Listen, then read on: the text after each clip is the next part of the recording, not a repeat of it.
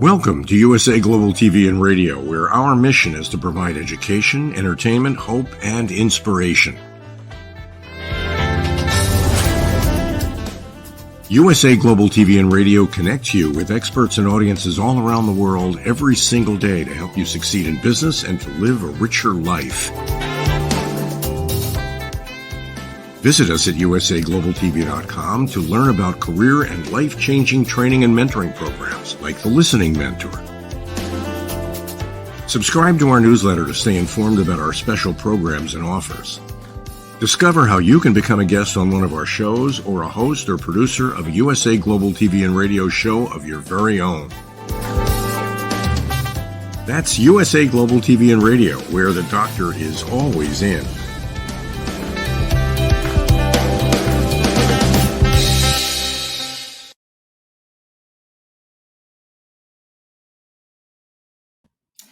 Good morning, good afternoon, good evening, and welcome back to USA Global TV and Radio, where today's show is Authentic Achievements. Authentic Achievements has been going for probably about 3.5 years now, and was designed by myself on a separate platform to really start to have a place to share people's journey, people's lived experience, and through sharing that lived experience, hopefully inspire other people who are facing similar situations to find ways that they can overcome it. So that's why we set the show up. And then I had the absolute privilege of being able to bring it over to USA Global TV and Radio and work with the fabulous Dr. Jacqueline and the rest of the team. So we would love you guys to get more involved, and you can find out more about what we're doing here at usaglobaltv.com. But today's episode is a very special one. I am absolutely delighted to be joined by the fabulous Ingeborg Mooiweer, who's going to share with us her journey. So without further ado, Ingeborg, welcome. Thank you. Thank you for having me. Really great. Oh, and I'm so looking forward to our conversation. I know it's going to be insightful as always, but I know we can get really stuck in quite quickly. Before we do that, I'm just going to share a little bit more about you with the audience who haven't had the opportunity to meet you yet. So let me share. So Ingeborg is an international pioneer in transformation. Her journey from adversity to empowerment shapes her mission to change lives worldwide. She was raised in Holland amidst uncertainty and emotional turmoil. She developed resilience from a young age, navigating a challenging environment marked by parental divorce and psychological abuse. Leaving home at 16, she pursued a degree in hotel management and later thrived in London's luxury hotel industry. Balancing motherhood with a successful corporate career is where she discovered her true calling, healing others' innermost traumas. Now a renowned business and personal relationship alchemist, Ingeborg guides individuals and organizations towards transformative experiences, fostering trust and collaboration. Wow, that's quite a journey and quite a mission.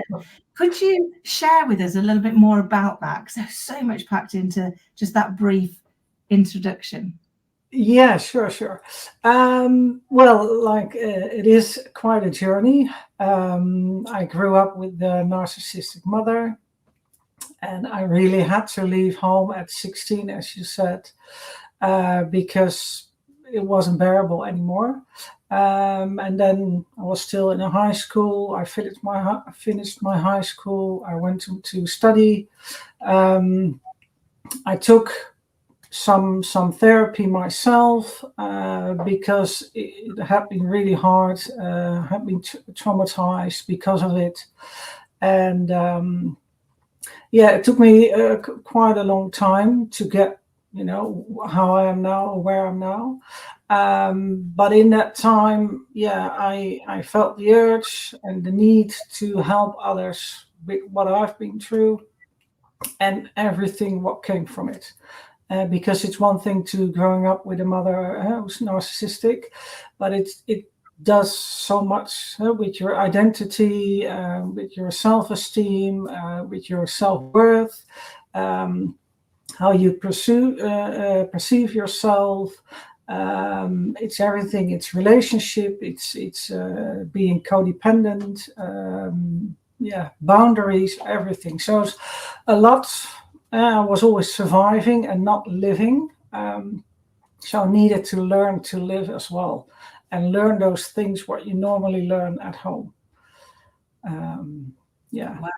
I mean, I can't begin to imagine how awful that must have been, because I know, from what I understand, we build our belief system, don't we? We build it at the age of 7, and we enforce it at the age of 14, and we embed it at the age of 21. And if we don't go back and re-look at that, it inadvertently drives the bus, doesn't it? It drives all the decisions we make. And I often liken it to kind of like your operating system. I'm 51, so if I hadn't looked at mine since I was 21, that's 30 years old. I mean, that's got some bugs in there that need fixing.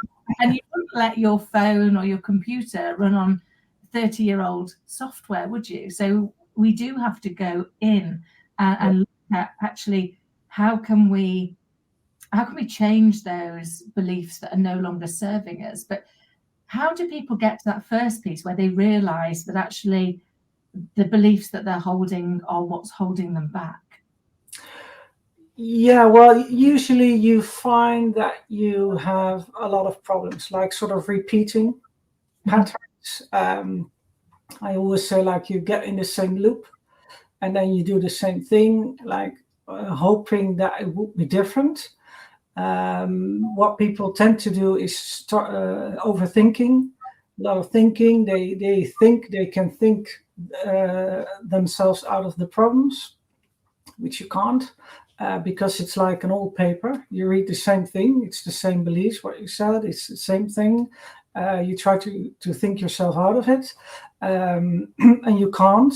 So that's what usually happens, like you're attracting the same kind of partner, which doesn't work, or you have trouble in work, or in friendships, or things like that, or still trouble with your family.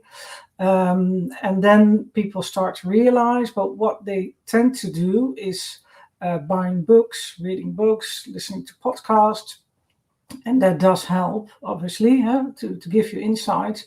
But the thing is, that's not enough. It's not enough to just know what the problem is, or their thoughts about the problem, but you have to go inside. There's a deep layer, like the inner child work and the pain and the wound, what I call it. That's where the sort of the real juice is, because that's where the change is. That's where the transformation is. You have to go to that part. Yeah, I think that's the part that, that journeying inward is hard, isn't it? It takes a lot of courage, because we're all afraid of what we're going to find there. It's like I struggle terribly with probably with imposter syndrome and a really low self-opinion of myself.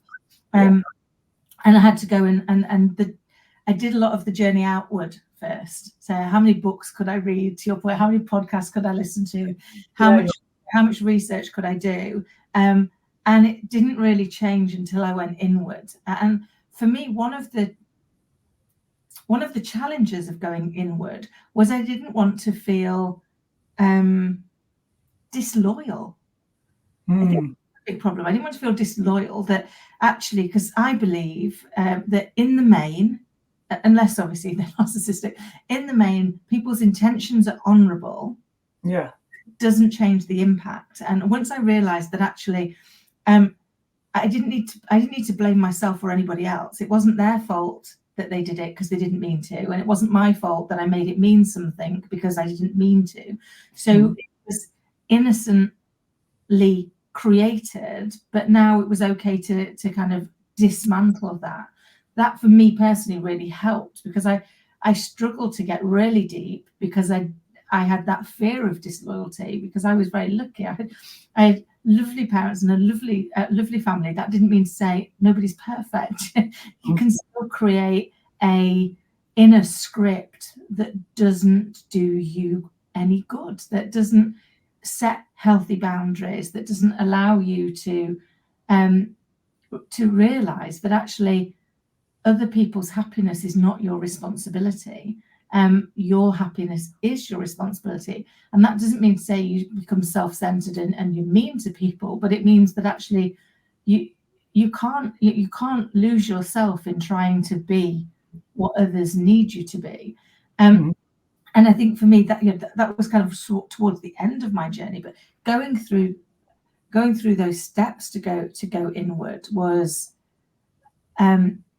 I liken it a little bit to, when you go on holiday and the kids have told you that the water's really warm and it's not really. You dip your toe in and then maybe your foot, and then you come back out and you're juggling around, and it takes effort, doesn't it, to get in, to really go and look at yourself.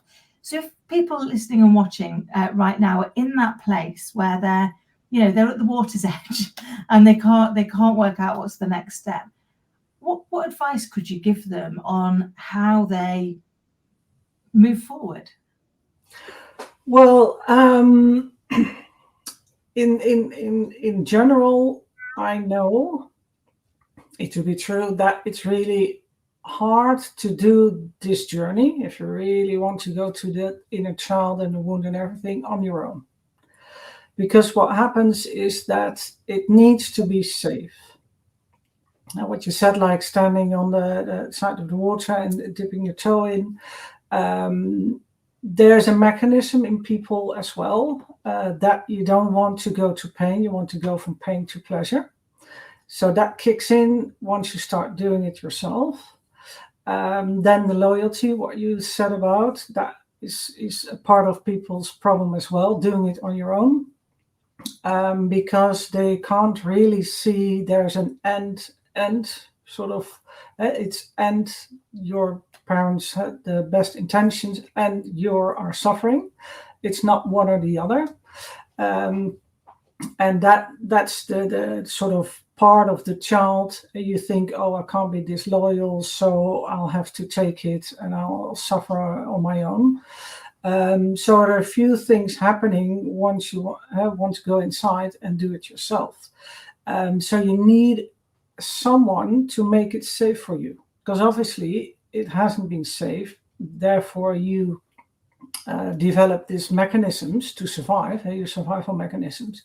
So there's someone, AI, me, or another therapist who makes it safe for you. And there's a few steps in there. It's not just saying to someone, oh, it's okay, just do it, because there's so much pain and everything, and it feels overwhelming. And what you actually do, you should connect with that inner child. And for her or him, the feelings are overwhelming and they never learned how to deal with them. So it's, you can read a book and then it says, oh, you have to go there. But then, what I just said, all the mechanisms would start to kick in. You can't really go further. And therefore, it really needed to have someone there to guide you, to take you by the hand, to give you the steps, to make it emotionally safe. That's what I'm talking about. Emotionally safe for that little one in you to come out and to start trusting and to learn, oh, this is my feelings. This is what I can do with it. This is, how I, live rather than survive.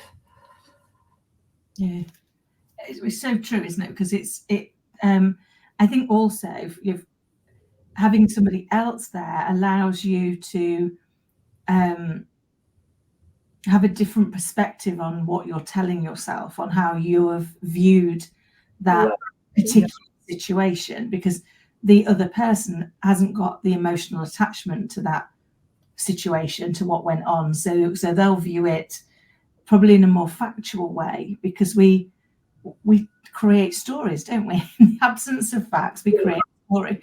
And then that story feels so plausible and so believable that we believe it. And it becomes our truth.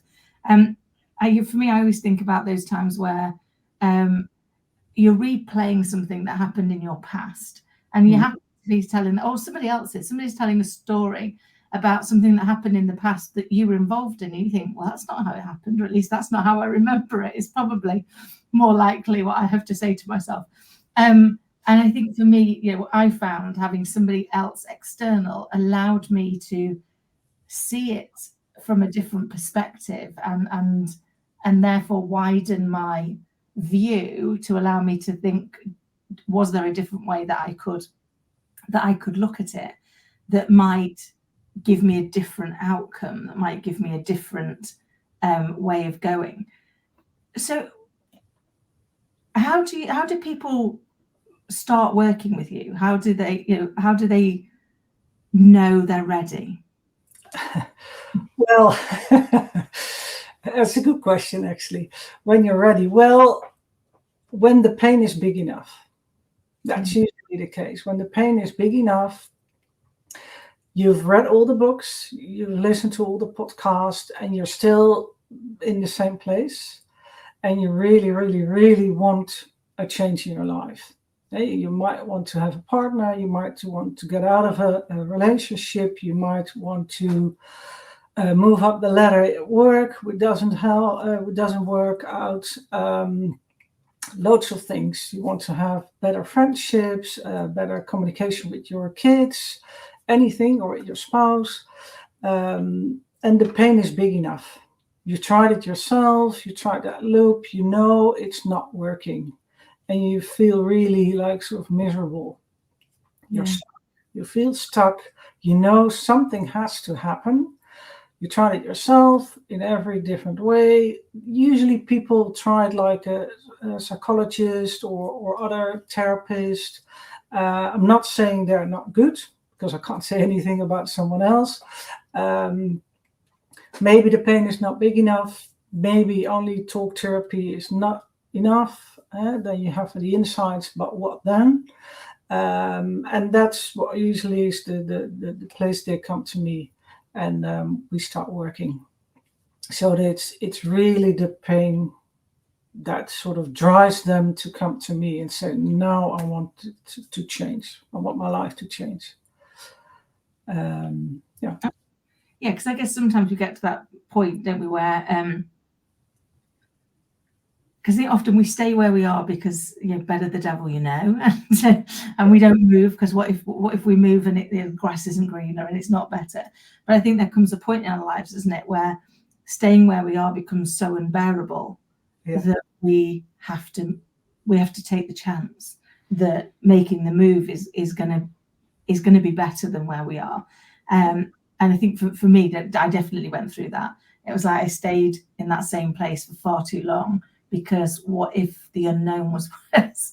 And I can honestly say, having now made the move, the unknown is not worse. It's significantly better. And I wish I'd moved a lot sooner. But there's some of the things we tell ourselves. So there are other things that are common that we tell ourselves that are silently delaying us from getting the transformation we deserve.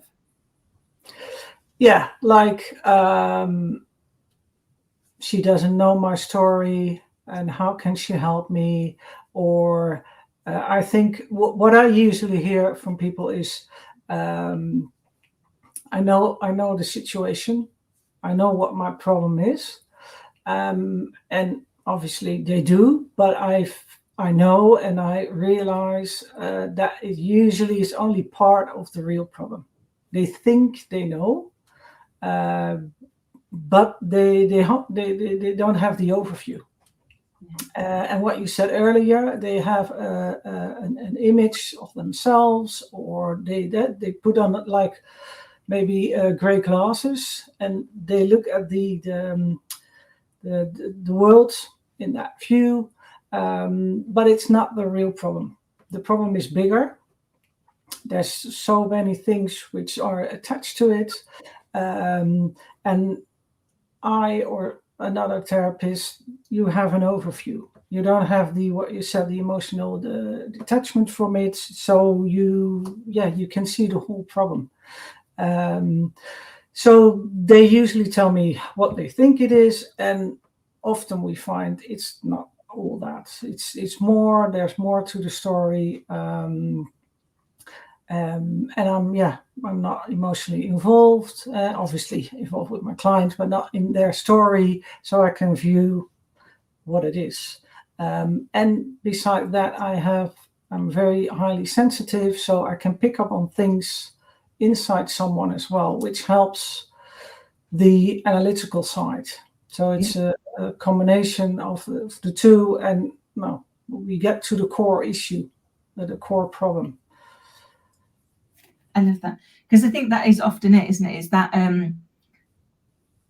is very often we're busy fixing symptoms and we haven't got down to cause, and we think because we find another symptom, like put another plaster over that one, and then we keep going. But if we don't get all the way down to the cause, the symptoms are going to keep popping up no matter how hard we try and address those. And you do need somebody external to help you to see how all the symptoms help you pull back to the cause, so that you can then work with that, can't you, and make those changes and start to become your own best friend. I mean, I spent a lot of my life being my own worst enemy, and it's ridiculous, because wherever I go.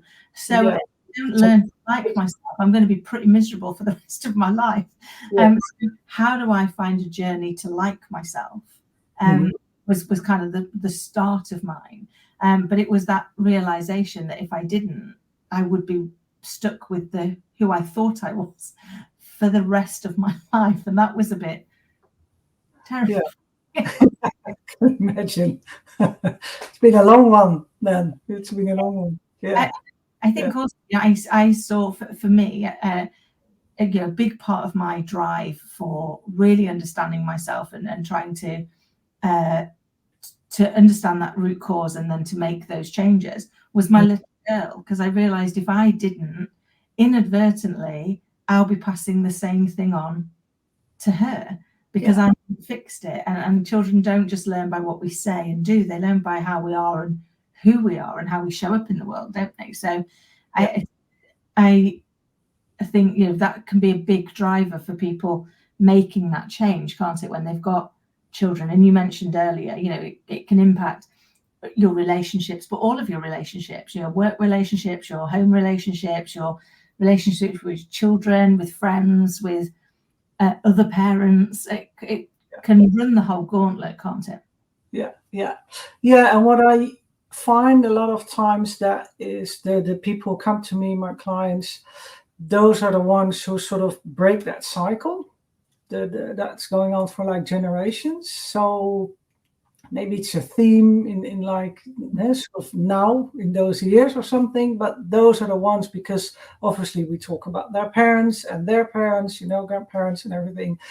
And then you hear like it's a repeating cycle. Someone has to stop, because otherwise, what you say, you'll give it to your children and they'll pass it on. Hey, you pass it on to your children and they pass it on as well. So someone needs to be able, because that's a word as well, you be able, and not everyone is able to make that step to make those changes.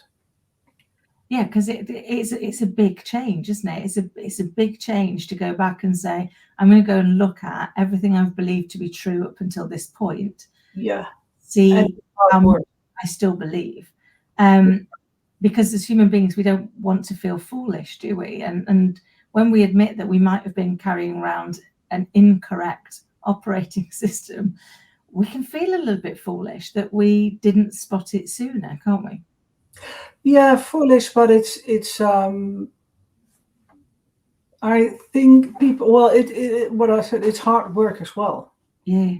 It takes a lot of time. Emotional work is a lot of hard work. Because of all the mechanisms, what I said earlier, going from pain to pleasure. You don't want to go to the pain. You think it's overwhelming. You have to learn something you didn't learn when you were little. So that's hard work as well. It needs a lot of training. That's because of how the mind works as well. It learns by repetition. So you need to repeat it, because that will become the new normal. I don't find really that people find it foolish, but what I do find is that they say, I wish I knew it earlier. Because a lot of times they have a clue, and maybe if people start reading books and everything, the clue becomes bigger. But they find it sort of waste of time. And they wish they knew that when they were 20, and they had like maybe, I had someone the other day, she was 70. She said, I wish I knew that earlier, because then I could have chosen maybe another partner. Now she's 70. She's got a few years to go, but not like her whole life in front of her. So yeah, it's sort of waste of time. That sort of feeling. That's what I hear a lot from people. Yeah, and I think, that's our most precious commodity, isn't it? It's the one thing that we can't buy more of. Exactly. Yeah. So, where choosing to spend it wisely is, I think, something that we think about. We probably think about it more as we get older, because we realise that the sand's down on that clock, and we can't turn it back over and start again. We've got to move forward, haven't we? We've got to keep going. And it reminds me of I think it was Mark Twain who said, you can't go back and change the beginning, but you start where you are and change the end. I guess that's the kind of that catalyst piece, isn't it, that says, if not today, then when? When do we say, actually, we want to make a change for us to be able to live our best life, our happiest life? And I guess working with people like yourself, that's what people are doing, isn't it? They're tapping into that. How do I actually start where I am and change my next chapter? Because if not, I'm going to keep repeating the mistakes. And it's painful when you keep banging your head against a wall, isn't it? And yet we can find ourselves stuck in those vicious cycles, can't we? Yeah, and in the how. People always ask how, what do I need to do? And they really like to understand as well. So it's a sort of two-way thing. It's like the real insights, not the ones they thought it was, but the real insights, what is really going on, like the core pains.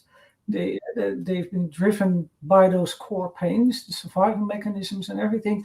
Those real insights is really important. And then building a foundation. And then going from there. And the funny thing is, or it's not really funny, but the nice thing is that people tend to forget the negative as well over time. So all the things they've been through, and then once you've changed and everything, you can build up your life and maybe get a spouse and everything if you want.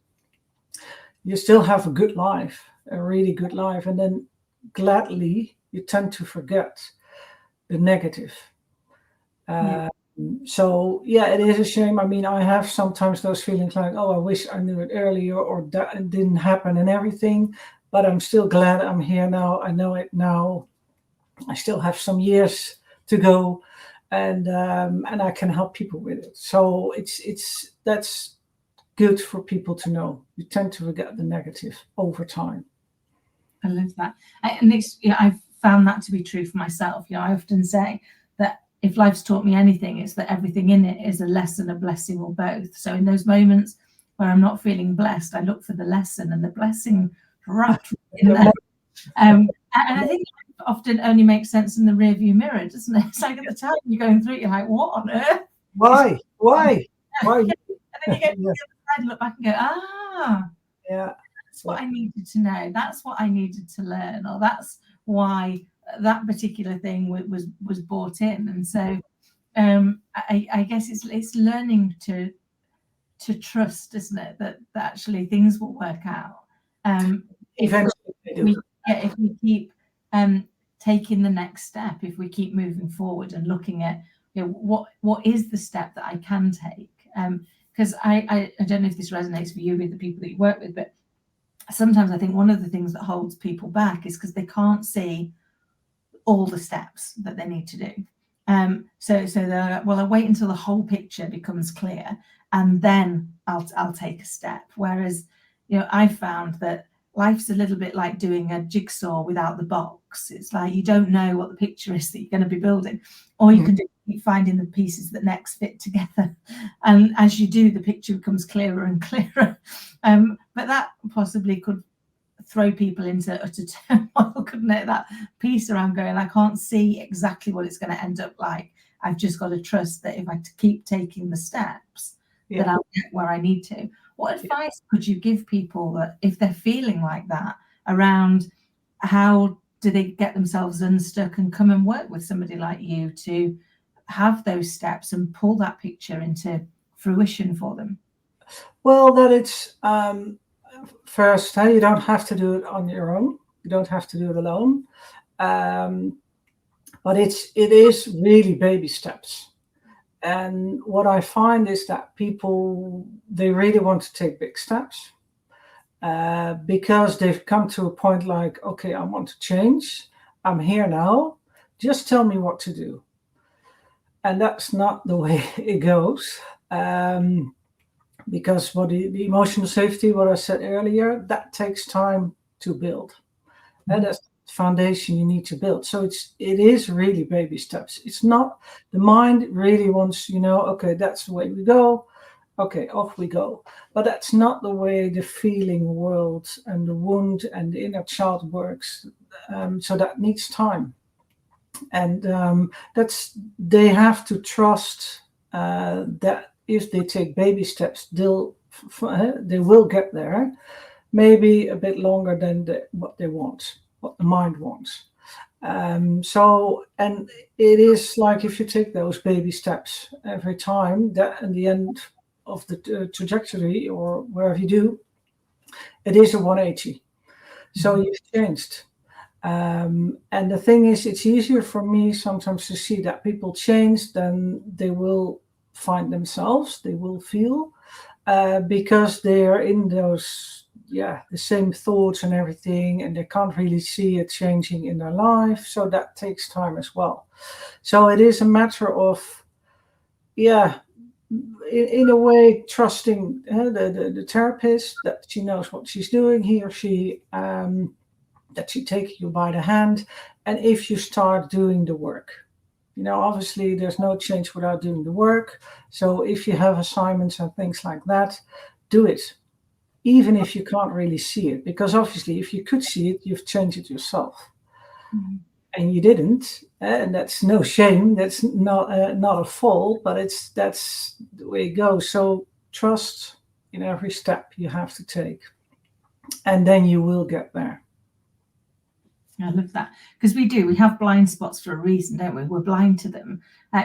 Saying years ago, I went into a new organization, and I said to my team, if I do anything that's really annoying or irritating, really cheeses you off, even if it's really obvious, could you please tell me? Because it won't be my intention, but it might be my impact, because I can't see my own blind spots. And by the same token, are you happy if I share any blind spots I come across? Because again, I'm going to know that you're not doing it because it's really obvious, you're doing it because you can't see it. Because I think it just helps set that scene, doesn't it? And that you'll put in that safe space. So it's like, it's okay if we give people feedback. It's not about fault or blame. It's about saying, you might not have been able to see this. No. This might have been in your blind spot, but if we can bring it to the light, then actually you can understand it, and then you can work with it. You can decide what you're going to do next in that kind of piece, in with what you do with that. So how do people work with you? How do people get in touch with you? Well, they can find me in different ways. Obviously, the socials, LinkedIn, Facebook, and Instagram, all under my own name. So it's not an easy name, but it's under my own name. Or via my website, Metamind Breakthrough. And we can have a free discovery call, and I can listen to you, and you can tell me what the story is and your problems and everything, and then we can work out a tailor-made program for you. I have different programs, and usually someone fits in one of those programs. Fabulous. And who's your ideal client? Who do you love working with that you know that you can absolutely help? Absolutely help. Well, I help men, women, and couples. I don't have a specific age range because for me that doesn't matter. It's problem based. It's people who suffer from codependency, attachment or abandonment issues, narcissism abuse, relationship addiction, or a combination thereof. And that could be working out in business as well. So people usually don't sort of relate that, but codependency is a big thing in business as well. The people-pleasing people, trouble setting boundaries, saying no, or going for that promotion, things like that, or trouble managing their team. That's the way it works out in business and in personal. It's the things they want to get, well, a fulfilling relationship, they don't have any, or those patterns what they're stuck in. So people who in that space, that's what I really like working with. Oh, fabulous. And obviously we'll make sure that those contact details and that are below. I could chat to you all day, but I'm conscious we're coming to a close and the end. If there were one last piece of advice that you could share with us, what would it be? Well, it's maybe a bit of a sort of fluff one, but I'll explain it. What I would say is never leave your inner child in the hallway. So get in touch with your inner child. If there's a wound, try to solve it, get help, because that means the world to him or her, and that will change your life. Oh, I love that. I love that. And for me, one of my things, my little girl is the spitting image of me when I was the same age. So my inner child is running around externally. That really brings it home to me all of the time. That is like, okay, this is the bit we're trying to fix. And I love that whole don't leave them in the hallway and trust their judgment. You know, I think we're quick to dismiss children and what they have to say, and when we inadvertently invalidate their inner belief in kind of what they're doing. And what I'm trying to do with Scarlett is make sure I always validate her belief, which is like, you know, if that were to happen, if she had a nightmare, if that were to happen, I would be scared. I don't think that is happening, so we're okay. But it would be okay to feel like that, because that is how you would feel in that situation. Ingeborg, it's been an absolute delight. Thank you so very much for coming here to USA Global TV and Radio and sharing your wisdom and insight with us. It's been an absolute pleasure. Thank you very much. It was really lovely to be there and to share my story. Thank you. Thank you for coming. And that's us for today. Thank you so much for everybody listening and watching. I hope you found it interesting and maybe given you some insight that you can change the rest of your life if you want to. Thank you again for joining us here on Authentic Achievements. And if you've got a story that you want to share, a lived experience that you believe is going to really help other people, then please do get in touch and either join us here on this show by going to usatv.com and booking a session, or come across to my platform, which is AuthenticAchievements.com, and see what we're doing there. Until next time, thank you all so much for listening and watching, and take care.